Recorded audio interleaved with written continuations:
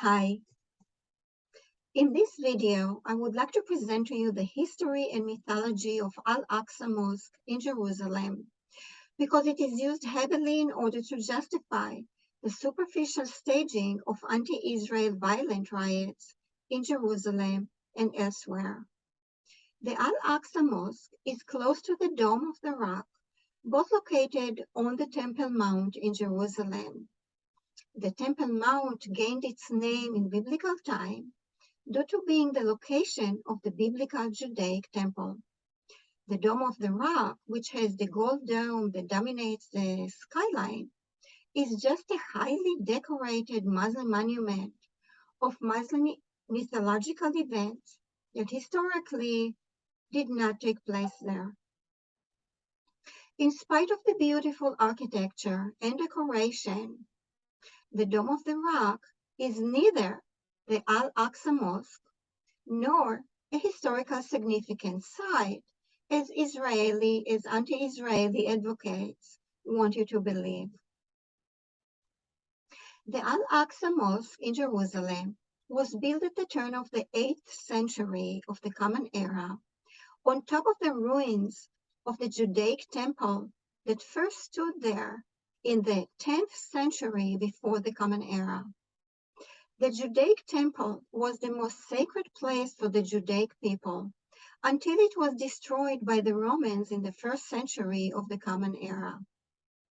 The name of the mosque, Al-Aqsa, was taken from the Quran, the Muslim equivalent of the Bible. In translation, it simply means the far one. It indicates that there were two mosques somewhere, one farther than the other. Muhammad, the creator of Islam, visited the farther one, but nowhere does it say that the farther one was in Jerusalem. In fact, there is no mention of Jerusalem in the Quran at all, which means that it wasn't considered a sacred place worthy of mentioning.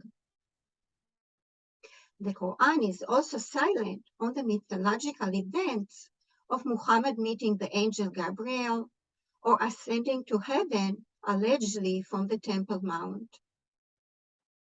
Should we consider the mythological events that connect Muhammad with Jerusalem as historical events? There is still the problem of chronology, because the Jerusalem Al-Aqsa Mosque was built after Muhammad's death, and the monument to the mythological event was built after the Al-Aqsa Mosque was built, which means that there is just no historical way to explain Muhammad visiting the Temple Mount as the anti-Israel advocates want you to believe. Jerusalem is mentioned in the Hadith, which is a supplement and a commentary to the Quran, where it tells that Muhammad allowed the Jews in Saudi Arabia to face Jerusalem during their prayer if they convert to Islam.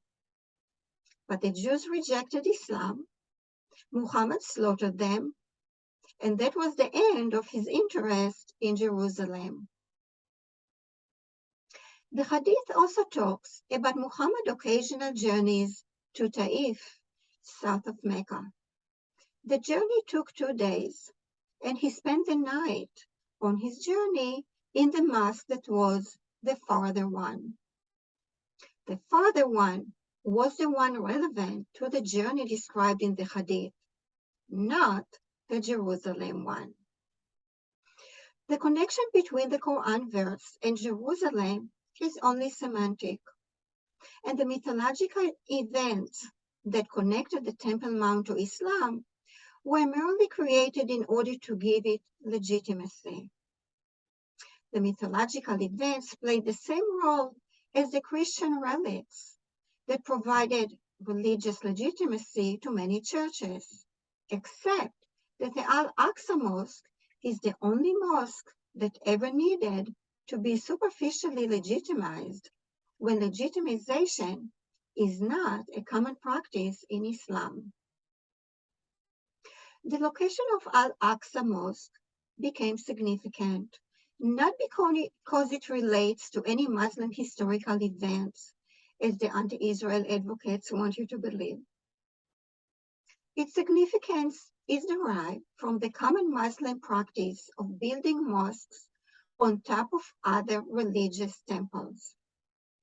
Al-Aqsa being built on the top of the ruins of the biblical Judaic temple, as well as the ruins of a Byzantine church, was a part of this common practice, with the goal of making a statement that with the establishment of Islam, other religions were null and void.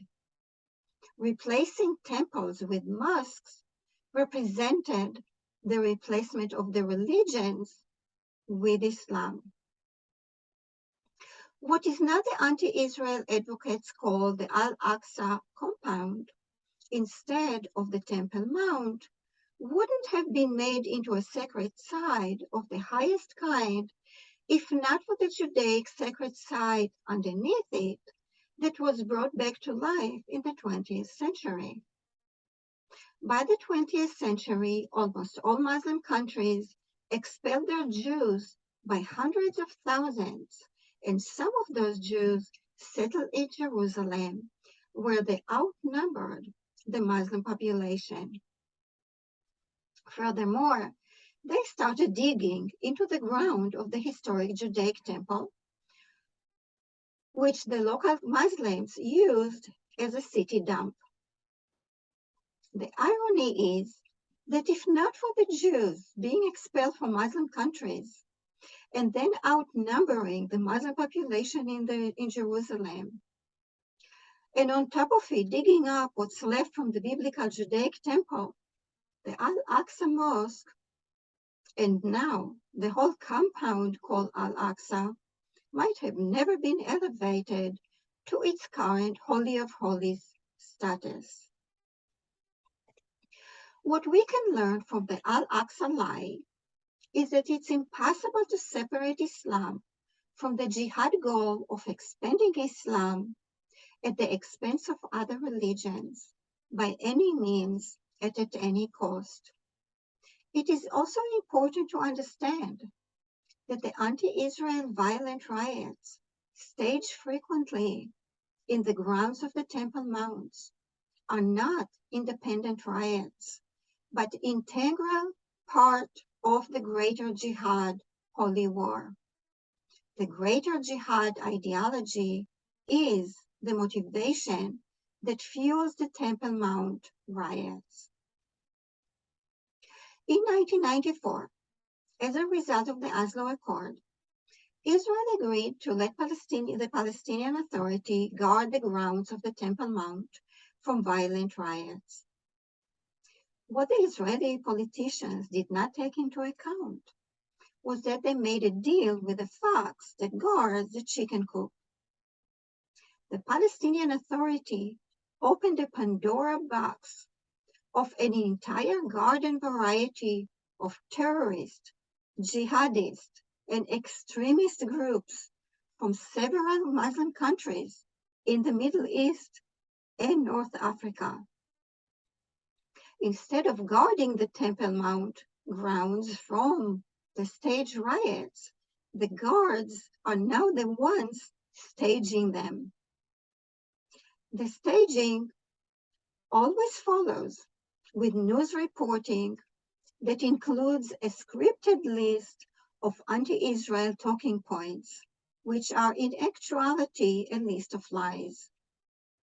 And if this wasn't enough of a mistake on Israel's part, Israel also agreed to pay the Palestinian Authority for the fake guardians for which Israel still continues paying today. From any perspective you might consider, it's impossible to avoid the conclusion that Israel has been scammed, blamed, and drained. If you didn't know, now you know. Bye.